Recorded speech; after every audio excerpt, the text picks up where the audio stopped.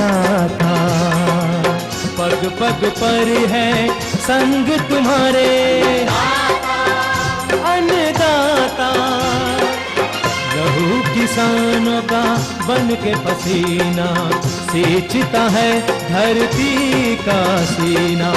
मेहनत का तेरी हक दिलवाने, नई तकनीक नई खोज बताने। पशुधन को गुणवान बनाना, पौध सुरक्षा को सिखलाना, खेती के सब गुर समझाने, भारत का सरताज बनाने। आठों पहर है संग तुम्हारे अन्नदाता,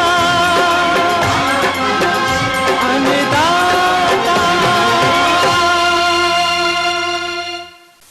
नमस्कार, मैं हूं कात्यायनी चतुर्वेदी और आप सभी दर्शकों का अन्नदाता कार्यक्रम में बहुत स्वागत करती हूं। हर रोज की तरह कार्यक्रम में हम लेकर आते हैं खेती बाड़ी से जुड़ी हुई बहुत सारी लाभकारी जानकारियां। तो फिर चलिए सबसे पहले देखते हैं क्या है विशेष आपके लिए आज के कार्यक्रम में।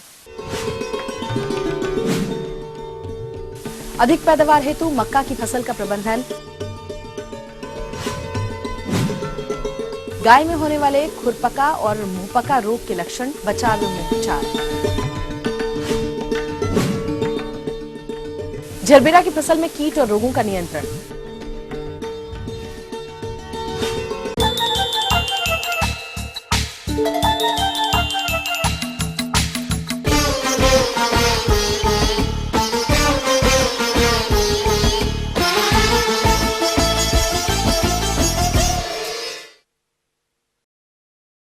हमारे प्रदेश के जो भी किसान मक्का की खेती कर रहे हैं उनकी फसल बढ़वार की विभिन्न अवस्थाओं पर होगी और इस समय फसल के विशेष प्रबंधन की जरूरत भी होती है, तभी आप आगे चलकर अधिक उपज भी ले पाएंगे।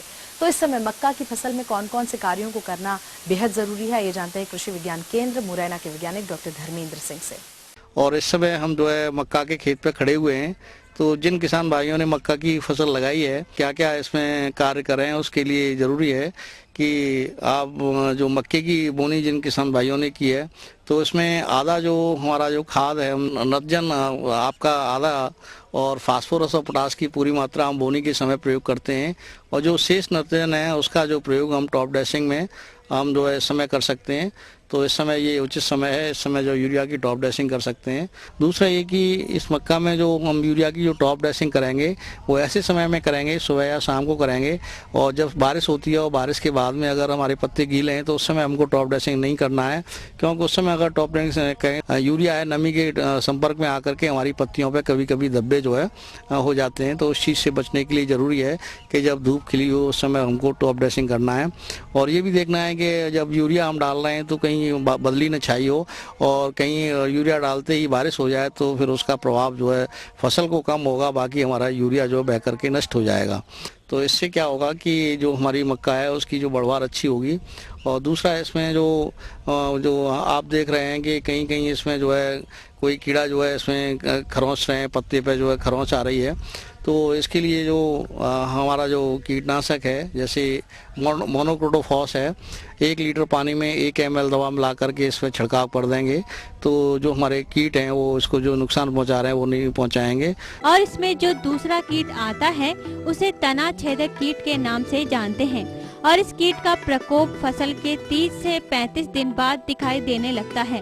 इस कीट की इल्ली मुख्य तने में प्रवेश कर हानि पहुंचाती है, जिससे बीज का भाग सूखकर या मुरझाकर मर जाता है।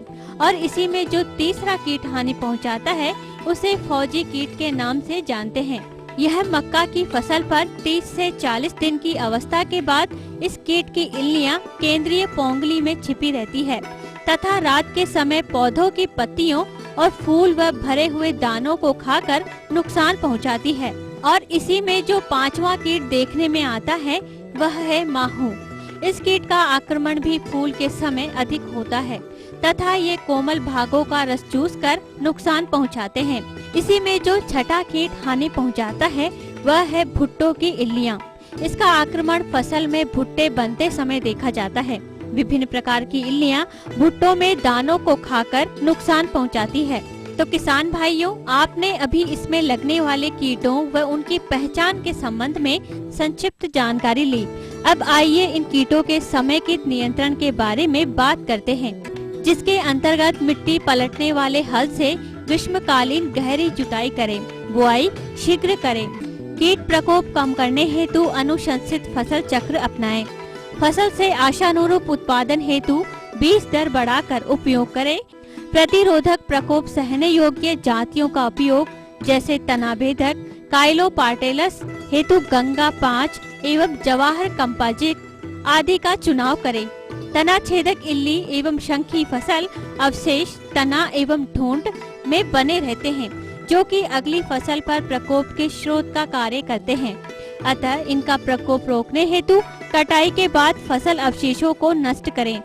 तना छेदक सफेद भृंग एवं भुट्टा भेदक के वयस्क रात्रि में प्रकाश के प्रति आकर्षित होते हैं, अतः प्रकाश प्रपंच का उपयोग करें। तना भेदक कीट के नर वयस्क को आकर्षित करने हेतु फेरोमोन प्रपंच का उपयोग करें। इनके जैविक कीट नियंत्रण में सर्वप्रथम बात करते हैं एपेंटालिस ट्राइकोग्रामा, लेडीबर्ड बीटल, कैरोबीडस एवं मकड़ी इत्यादि मित्र कीटों का संरक्षण करें। फसल पर भुट्टा भेदक के अंडे एवं छोटी इल्लियां दिखाई देने पर हेलिकोवर्पा NPV 250 LE घोल का छिड़काव प्रति हेक्टेयर की दर से करें। तना छेदक हेतु ट्राइकोग्रामा चिलोनिस के 75,000 अंडे प्रति हेक्टेयर प्रति सप्ताह की दर से फसल पर छोड़ें। इन कीटों के रासायनिक नियंत्रण में तना छेदक के नियंत्रण हेतु क्लोरपाइरिफास 20 EC 1000 मिलीलीटर प्रति हेक्टेयर की दर से उपयोग करें। पत्तियों के आसपास दानेदार दवा कार्बोफ्यूरॉन 3G 10 किलोग्राम प्रति हेक्टेयर की दर से तना छेदक के नियंत्रण हेतु 4 से 6 दाने प्रति पोगली डालें। माहू कीट पत्तियों से रस चूसते हैं, अतः इनके नियंत्रण हेतु डाइमिथोएट 30 EC 750 मिलीलीटर प्रति हेक्टेयर की दर से टसलिंग अवस्था में छिड़काव करें। तो ये थी कुछ उपयोगी जानकारियां। अब लेते हैं एक बहुत छोटा सा ब्रेक, जल्द लौटेंगे और कार्यक्रम में आगे है महत्वपूर्ण जानकारियां। बने रहिए हमारे साथ।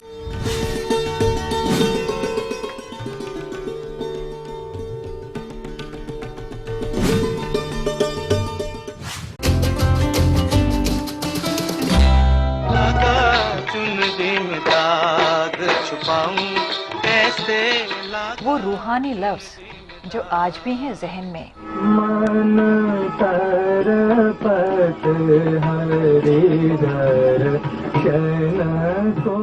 वो खुदाई मौसीकी जो ले आए जन्नत जमी पर। जो भी हो तुम खुदा की कसम लाजवाब हो। वो दिलकश अंदाज जो लौटा लाए गुजरा जमाना। प्यार किया तो डरना क्या, जब प्यार किया तो डरना क्या, देखिए भूले बिसरे गीत, डरना क्या जब प्यार।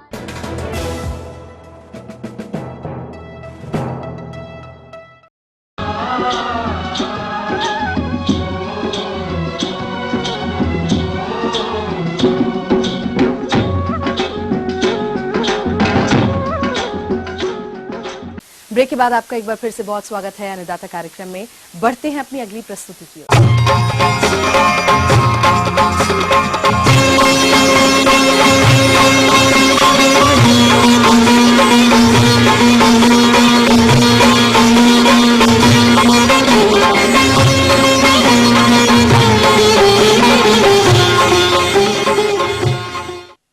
प्रदेश के अधिकतर किसान गाय और भैंस पालन करते हैं, लेकिन वर्तमान समय में इन दुधारू पशुओं में खुरपका और मुंहपका रोग की समस्या देखने को मिल रही है। इस रोग का नियंत्रण समय रहते ना किया गया तो दूध के उत्पादन में कमी भी आ जाती है। तो कैसे करें दुधारू पशुओं में खुरपका मुंहपका रोग का नियंत्रण? आइए जानते हैं वेटनरी कॉलेज रीवा की वैज्ञानिका डॉक्टर अदिति दीक्षित से। मैं आपको आज एक बहुत गंभीर और मुख्य बीमारी, पशुओं में पाई जाने वाली मुख्य बीमारी के बारे में बताने वाली हूँ, जिसका नाम है खुरपका मुंहपका। आप सभी को प्रायः ये खुरपका मुंहपका के बारे में मालूम होगा, परंतु कुछ सावधानियां और उससे बचाव के उपाय मैं बताने वाली हूँ। खुरपका मुंहपका एक अत्यधिक संक्रामक तथा तीव्र बीमारी है पशुओं में पाई जाने वाली। ये मुख्यतः गाय, भैंस, बकरी, भेड़ में पाए जाते हैं, जिनमें खुर होता है। इसीलिए इसका नाम खुरपका मुंहपका का पड़ा है। यह बीमारी मुख्यतः वर्षा ऋतु में मतलब जुलाई से लेकर अक्टूबर तक या ठंड के जाते जाते, जैसे जब कड़ाके की ठंड पड़ती है उस समय, जैसे जनवरी फरवरी के माह में मुख्यतः पशुओं में पाई जाती है। इस बीमारी में संक्रमित पशु निस्तेज हो जाता है, इसको तेज बुखार होता है और अन्य लक्षण होते हैं। ये बीमारी मुख्यतः FMD या खुरपका मुंहपका के विभिन्न प्रकारों में होती है, जैसे ये एशिया 1, FAOO, SAT1, ये इसके विभिन्न प्रजातियां हैं इस विषाणु के। इस बीमारी के मुख्य लक्षण है पशु में तेज बुखार आता है, 104 से 106 फ़ारेनहाइट तक इसका बुखार चढ़ता है, पशु निस्तेज हो जाता है, पशु के मुंह, होठ और मसूड़ों में छाले हो जाते हैं, मुंह के श्लेष्मा में छाले पड़ जाते हैं, फफोले पड़ जाते हैं जो बाद में फूटकर घाव बन जाते हैं, और बीमार पशुओं के मुंह से बार बार लार का स्त्राव होता रहता है और मुंह खोलने में अत्यधिक परेशानी होती है, जिसकी वजह से पशु ज्यादातर विषाणु से जितना ज्यादा प्रभावित नहीं होता है, उसके खाना न खाने की वजह से ज्यादा प्रभावित होता है। जानवर के जो खुर वाले जानवर होते हैं उनके उंगलियों या खुर के बीच की जगह पे घाव हो जाता है, फफोले पड़ जाते हैं, और वहां क्योंकि वो पशु बार बार चारे के संपर्क में या मृदा के संपर्क में आता है तो वो घाव ज्यादा से ज्यादा बढ़ता जाता है, और इस वजह से वो कई बार उसका जो खुर होता है वो भी झड़ के गिर जाता है और पशु को चलने में असमर्थता होती है। पशु खाना नहीं खा पाता है, ये चरने नहीं जा पाता है। इस बीमारी में बीमार जानवरों को स्वस्थ पशुओं से अलग करना चाहिए। जिन जानवरों को मुंह में छाले पड़ गए हैं उनमें 1 भाग बोरिक एसिड या और 10 भाग शहद या सीरा के साथ मिला के उसकी जीभ पर एक लेप कर देना चाहिए, जिससे ये जो घाव है जल्दी भर जाते हैं और पशु को खाने में परेशानी नहीं होती है। ऐसे जानवर जो खाना नहीं खा पाते हैं, चारा नहीं खा पाते हैं, उनको 2 किलोग्राम दलिया, 500 ग्राम गुड़ या सीरे के साथ 20 ग्राम नमक के साथ पकाकर उन जानवरों को उनके स्वास्थ्य के बचाव के लिए, रख रखाव के लिए उनको ये दिया जा सकता है। बीमारी से बचने के लिए आप जैसे ही बीमार जानवर आपको दिखता है उसको अस्वस्थ जानवरों से अलग कर दें। उसके बाद उसको जहां घाव हुए हैं उन घाव का उपचार करें, तुरंत पशु चिकित्सक के पास जाके सलाह लें। जहां गाय बांधी जाती है शेड में आप 2 से 4% कॉस्टिक सोडा का छिड़काव कर सकते हैं या 1 से 2% फॉर्मेलिन से भी धो सकते हैं, जिससे कि ये जीवाणु अन्य स्वस्थ जानवरों में ना फैले और बाकी का आपका जो पूरा जानवर का जो हर्ड है वो सुरक्षित रहे। ये आपको हम बार बार पशु भाइयों को हम बार बार बताते रहते हैं कि आप जब भी इस तरह की कोई बीमारी हो या बीमारी आने से पहले आपको मालूम होता है कि बरसात के पहले खुरपका मुंहपका वाली बीमारी होती है, तो आप बरसात के पूर्व टीकाकरण जरूर करवाएं, ठंड के पूर्व टीकाकरण जरूर करवाएं, जिससे आपके पशु में ज्यादा हानि ना हो और आप निरंतर पशु संवर्धन का और पशुपालन का लाभ ले सकें।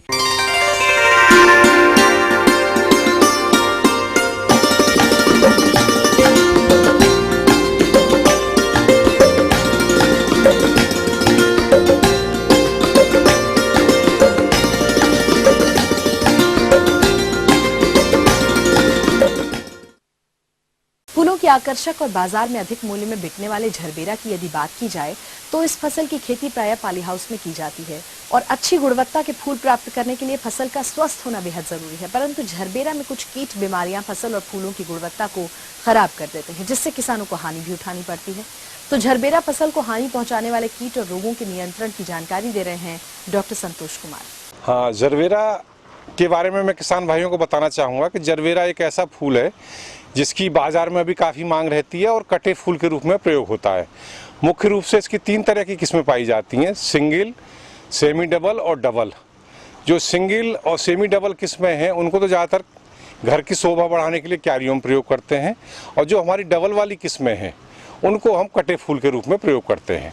तो किसान भाइयों को बताना चाहूँगा, जो डबल वाली किस्में हैं उसमें आजकल बाज़ार में जिन किस्मों को ज़्यादा पसंद किया जा रहा है, कोई भी रंग हो, गहरा होना चाहिए और उसका फूल का जो केंद्र बिंदु है वो काले रंग का होना चाहिए। उसकी बाज़ार में बहुत अच्छी मांग है।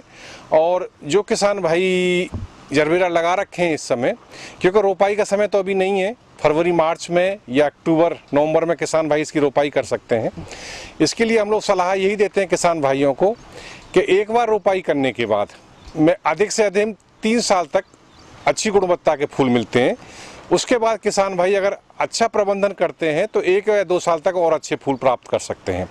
परंतु 3 साल के बाद आपको जो जरबेरा आपने लगा रखा है उस जगह को बदलना ही पड़ेगा और पौधे भी बदलने पड़ेंगे, क्योंकि ये ऐसी किस्में हैं कि इसमें बीमारियां बहुत ज़्यादा आती हैं, ख़ासतौर से फफूंदी वाली बीमारियां और वायरस काफ़ी मात्रा में आते हैं। तो किसान भाई ऐसी किस्मों का चयन करें जो रोगरोधी हों और कीट कम से कम लगते हों। परंतु जिन किसान भाइयों ने लगा रखा है जरबेरा, उनको मैं बताना चाहूँगा कि बरसात का मौसम चल रहा है, अभी बारिश हो रही है, तो जिन किसान भाइयों ने पॉली हाउस के अंदर लगा रखा है उनको तो ज़्यादा परेशानी नहीं है, परंतु जिन किसान भाइयों ने खुले क्षेत्र में लगा रखा है वहाँ पर इस समय बीमारियाँ काफ़ी आ रही हैं। तो इसके लिए देखिए, पहले पत्ती की जांच करा लें और ख़ास तौर से उसमें जो भी कवकनाशी या फफूंदीनाशी या कीटनाशी जो भी प्रयोग करें वो जांच के पश्चात ही उसका प्रयोग करें, क्योंकि इसमें बहुत सी बीमारियां ऐसी हैं जो वायरस से आने वाली होती हैं। और वायरस से जो आने वाली बीमारियां हैं वो वाइट फ्लाई एक मक्खी होती है, उसके द्वारा फैलाई जाती है। तो अगर किसान भाइयों को उसका प्रकोप दिखाई दे रहा है तो उसमें सबसे पहले कीटनाशी का प्रयोग करें। कीटनाशी में भी जैसे मोनोक्रोटोफॉस है उसका प्रयोग कर सकते हैं किसान भाई। आजकल कोराजन एक नई दवा आई है, उसका प्रयोग कर सकते हैं, थोड़ी महंगी ज़रूर है परंतु अच्छी दवा है, उसका आप प्रयोग कर सकते हैं। ख़ास तौर से इसमें देखा गया है कि इसमें जो बीमारियां हैं वो जो जहाँ पे जड़ और तना जहाँ जुड़ता है उसको क्राउन कहते हैं, उस जगह से शुरू होती हैं। इसलिए विशेष ध्यान रखने की बात ये होती है कि जो क्राउन वाला पोर्शन है हमारा वो हमेशा ज़मीन से ऊपर रहना चाहिए। अगर वो ऊपर रहेगा तो बीमारियां कम आएंगी, अगर उसको मिट्टी के अंदर कर देंगे आप तो बीमारियां बहुत ज़्यादा आएंगी। इसलिए किसान भाइयों को रोपाई करते समय ये विशेष ध्यान रखें कि जहाँ पे जड़ और तना जुड़ा हुआ है उसको क्राउन वाले हिस्से को हमेशा ज़मीन से ऊपर रखें। किसान भाइयों, इसमें जो जरबेरा में मुख्य रूप से 2 बीमारियाँ आती हैं। एक तो फ्यूजेरियम रहता है, एक रूट रॉट रहता है। जैसा मैं पहले ही बता चुका हूँ कि जहाँ पे तना और जड़ जुड़ते हैं, क्राउन कहते हैं उस हिस्से को, वहीं पे बीमारियां ज़्यादा देखने को मिलती हैं। इनके नियंत्रण के लिए बेविस्टीन नाम की जो दवा आती है उसको 2 ग्राम 1 लीटर पानी के हिसाब से अगर डाल दें आप तो अच्छा लाभ मिलता है। और कवच नामक जो फफूंदीनाशी आता है उसको एक फव्वारे में पानी में घोल लें, उसकी भी मात्रा यही रहेगी 2 ग्राम 1 लीटर के हिसाब से, और उसको पूरे पौधे को पूरे बेड के ऊपर जो पूरी क्यारी है उसमें उसको छिड़क दें तो उससे काफ़ी लाभ होगा। आगे और भी बहुत कुछ रोचक जानकारियां हैं आपके लिए, लेकिन यहाँ पर एक बहुत छोटे से कमर्शियल ब्रेक के लिए रुकेंगे, जल्द हाजिर होंगे।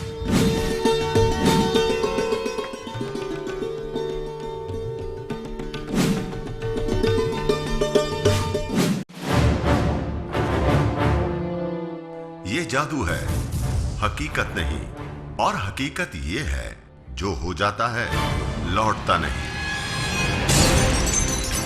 ये कोई हादसा भी हो सकता है, खुशी का लम्हा या किसी मजलूम की आह भी। जिंदगी के तमाम पहलुओं में छिपा है वो सच जो जादू नहीं हकीकत है, और हकीकत के साथ है ETV।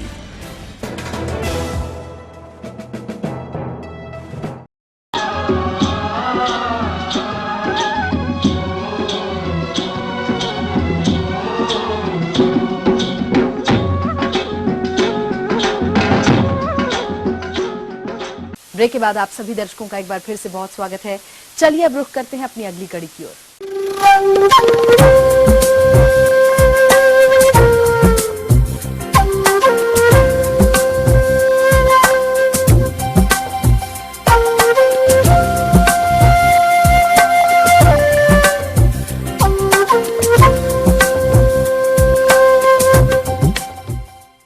तो मौसम के अनुसार प्रबंधनों पर टिकी हुई है आपकी खेती बाड़ी, और इसीलिए मौसम पूर्वानुमान और उस पर आधारित साप्ताहिक कृषि सलाह इस प्रकार है। भारत मौसम विज्ञान विभाग, भारत सरकार तथा राजमाता विजयराजे सिंधिया कृषि विश्वविद्यालय ग्वालियर एवं जवाहरलाल नेहरू कृषि विश्वविद्यालय जबलपुर तथा इंदिरा गांधी कृषि विश्वविद्यालय रायपुर द्वारा भेजे गए मौसम पूर्वानुमान के आधार पर किसान भाइयों को सलाह दी जाती है कि संभावित मौसम पूर्वानुमान को देखते हुए इस समय खाली पड़े खेतों की जुताई करें, जिससे खरपतवारों का नियंत्रण हो सके।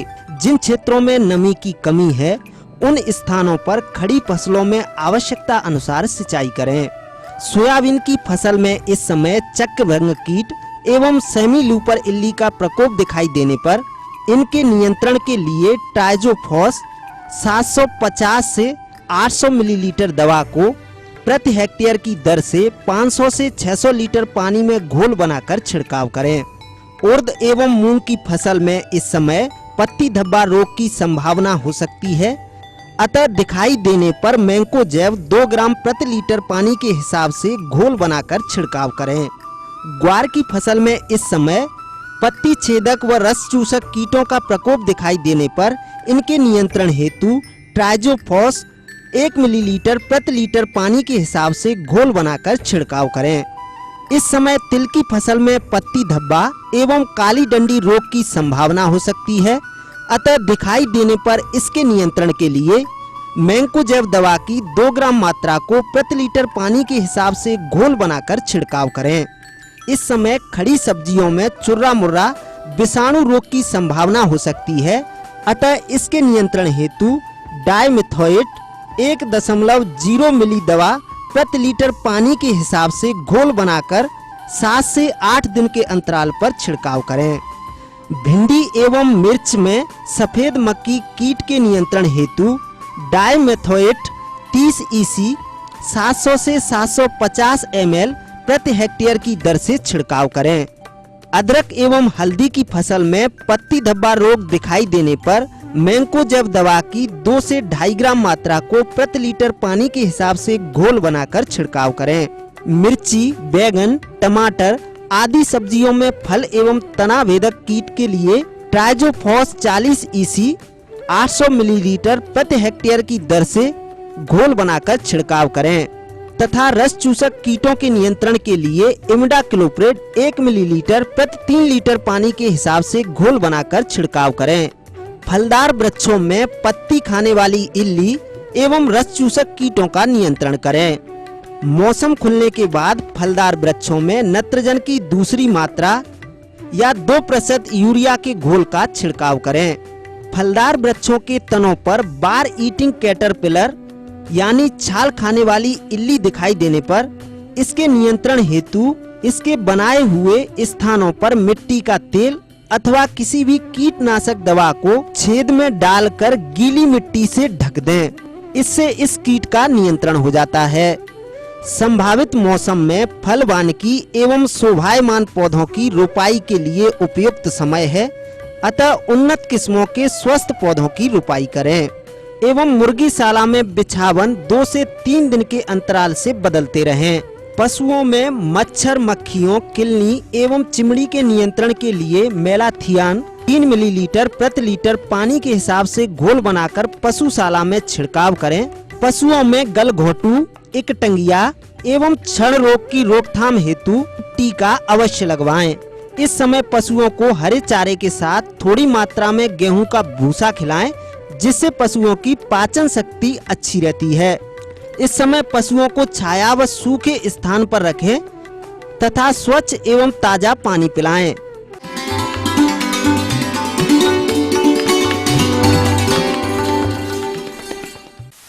अन्नदाता हेल्पलाइन निशुल्क फोन संपर्क सेवा के माध्यम से आपके द्वारा पूछे गए प्रश्नों में से 1 या 2 महत्वपूर्ण प्रश्नों को हम अपने कार्यक्रम में शामिल करते हैं और इसी के तहत आज का चयनित प्रश्न और उसका जवाब इस प्रकार है। अन्नदाता निशुल्क फोन संपर्क सेवा के माध्यम से पूछे गए प्रश्नों में से आज हमने जिस प्रश्न को कार्यक्रम में शामिल किया है उसे पूछा है ग्राम सिमरौदा, जिला मुरैना के कृषक जागेंद्र परमार ने। यह करेला की फसल में इस समय किए जाने वाले प्रबंधन कार्यों पर जानकारी चाहते हैं। तो जागेंद्र परमार जी, आपकी जानकारी हेतु प्रस्तुत है कार्यक्रम का यह अंश। इस समय खेत में करेले की फसल लगी हुई है। जैसा कि हम देख रहे हैं इस समय बारिश का मौसम है और इस समय फसल में चूंकि फलन की अवस्था है, पुष्पन की अवस्था है और यही समय होता है कि जब पुष्पन अवस्था पर इसमें जो खाद्य पदार्थ होते हैं जिनसे पौधे में खाना बनता है और जिससे पौधे की फल बनाने की क्षमता विकसित होती है, तो ऐसे में पोषक तत्वों की सही ढंग से पूर्ति पौधों में होनी चाहिए। आज के समय में बाजार में घुलनशील उर्वरक बाजार में उपलब्ध होते हैं। इसमें जो घुलनशील आप उर्वरक लें, इसकी 1 ग्राम मात्रा हम लें और 1 ग्राम मात्रा को हम 1 लीटर पानी में मिलाकर हमको छिड़काव करना है। एक बात का विशेष रूप से ध्यान रखें कि जब भी हम इस समय अगर छिड़काव, बारिश का मौसम है तो जब मौसम खुला हुआ हो उसी समय छिड़काव करें और ऐसा लग रहा है कि बारिश आने वाली है उस समय छिड़काव ना करें। और जब भी हम छिड़काव करें इस समय इसमें कोई भी इस प्रकार का पदार्थ जो पत्तियों पर को अवशोषित कर लें तो बाजार में स्टिकर्स मिलते हैं, उसकी मात्रा 1 लीटर पानी में 2 ml उस स्टिकर की मात्रा भी अवश्य दवाई के उर्वरक के साथ आप डालकर छिड़काव करें। इसके बाद आप देख लें कि फल बनते समय फलों का आकार अगर छोटा रह रहा है, फलों का विकास सही से नहीं हो रहा, अगर पोटाश जैसे तत्वों की कमी हो रही है तो पोटाश युक्त उर्वरकों का प्रयोग कर सकते हैं। पौधों के तनों के चारों ओर रिंग बनाकर आप इसमें उर्वरक का प्रयोग करके इसके ऊपर गोबर की खाद डाल दें या मिट्टी से इसको दबा दें। इस प्रकार से ध्यान रखें कि तने के बिल्कुल संपर्क में इस प्रकार के जो खाद हैं या उर्वरक हैं वो ना आए। दूसरी बात हमको इस समय ध्यान रखना है, चूंकि बारिश का मौसम है, जो हमारी बेलदार ये फसल होने के कारण कभी कभी क्या होता है तनों के पत्तियां होती है बेलों के, आप देखेंगे कि पीली होने लगती हैं और कभी कभी किसान भाई उसको बीमारी का लक्षण समझकर दवाइयों का छिड़काव करने लगते हैं। तो किसान भाइयों, जब पौधे की नीचे की पत्तियां पीली होकर गिरती हैं तो निश्चित रूप से तने के पास पानी इकट्ठा होता है, तो ऐसे में पानी के निकास की व्यवस्था उचित करें और साथ ही तने के पास आप मिट्टी चढ़ा दें जिससे तने को पानी से नुकसान ना हो। इसके बाद जो भी हमारे पौधे लगे हुए हैं आप उसकी बेलों को मचान नुमा बनाकर या बांस लगाकर तार के द्वारा आप इसको बांध दें, जिससे जो बेलें हैं वो ऊपर की तरफ बढ़ती रहे और इसमें जो फूल लग रहे हैं वो ज़मीन पर गिरे ना और साथ ही साथ फल ज़मीन पर टच ना हो, जिससे इसमें बीमारियां, कुछ ऐसे फफूंद जनित रोग होते हैं जब फल ज़मीन में मिट्टी के संपर्क में आते हैं तो बीमारियां होती हैं। जब आप मचान पर या ऊंचे बांस के सहारे से सहारा देके पौधों को लटका देते हैं तो इस प्रकार की बीमारियां नहीं आती और पौधों में जो फल आते हैं उनकी गुणवत्ता भी बहुत अच्छी रहती है। किसान भाइयों, इसमें अगर हम समस्या की बात करते हैं, कीटों की बात करते हैं तो इसमें फल मक्खी नामक कीट का प्रकोप आम होता है। इसके लक्षण आप दिखाई की बात करें तो आप जो फल देखेंगे तो ये स्वस्थ फलों की तुलना में थोड़ा सा मुड़ा हुआ फल रहेगा। आप देखेंगे हल्का सा पीला हो जाता है। जब फल को निरीक्षण करेंगे पास में लाके उसको जब फाड़ेंगे तो उसमें से थोड़ा सा छिद्र होगा, जब इसे तोड़ेंगे तो अंदर से सड़ा हुआ रहेगा और अंदर इसकी जो इल्ली होगी या वो इसमें अंदर दिखाई देगी। तो इस प्रकार फल मक्खी का प्रकोप आपको खेत में दिखाई दे रहा है। तो ऐसे फलों को आप इकट्ठा कर लें। इकट्ठा करने के बाद ऐसे फलों को गड़ा दें। फल की अवस्था पर पौधा रहता है तो उस समय नीम के तेल जो बाजार में मिलता है उसका छिड़काव पौधों पर कर दें और इसके लिए मात्रा 5 ml प्रति लीटर पानी या 75 ml जो हमारा नैपसेक पंप आता है 15 लीटर का पंप होता है उसके हिसाब से आप छिड़काव कर दें। इसके अलावा बाजार में प्रपंच, फल मक्खी प्रपंच या फ्रूट फ्लाई ट्रैप भी मिलते हैं, उसका प्रयोग भी आप कर सकते हैं। हम ये उम्मीद करते हैं कि आज का कार्यक्रम आप सभी दर्शकों के लिए बेहद उपयोगी रहा होगा। किसान भाई और अन्नदाता आपकी सेवा के लिए संकल्परत है और कृषि संबंधित समस्याएं उन सुझावों के लिए आप हमें इस पते पर संपर्क भी कर सकते हैं और हमारा पता है प्रोड्यूसर अन्नदाता, ETV Madhya Pradesh, Chhattisgarh, Ramoji film city, Hyderabad 501512। साथ ही आप हमें ईमेल भी कर सकते हैं और हमारा ईमेल एड्रेस है annadatamp@etv.co.in। इसके अतिरिक्त आप हमें निःशुल्क हेल्पलाइन नंबर 180010845999 पर सोमवार से शनिवार सुबह 10 बजे से शाम 4 बजे के बीच में संपर्क कर सकते हैं। और आइए अब देखते हैं कल दिखाए जाने वाले कार्यक्रम की मुख्य झलकियां। ज्यादा पैदावार हेतु जिमीकंद की फसल में किए जाने वाले कार्य, मुर्गियों में रानीखेत बीमारी के लक्षण, बचाव एवं रोकथाम के उपाय। तो फिलहाल अन्नदाता की पूरी टीम को दीजिए इजाजत। कल फिर इसी समय पर आपसे होगी मुलाकात कृषि संबंधित कुछ और रोचक जानकारियों के साथ। तब तक के लिए नमस्कार।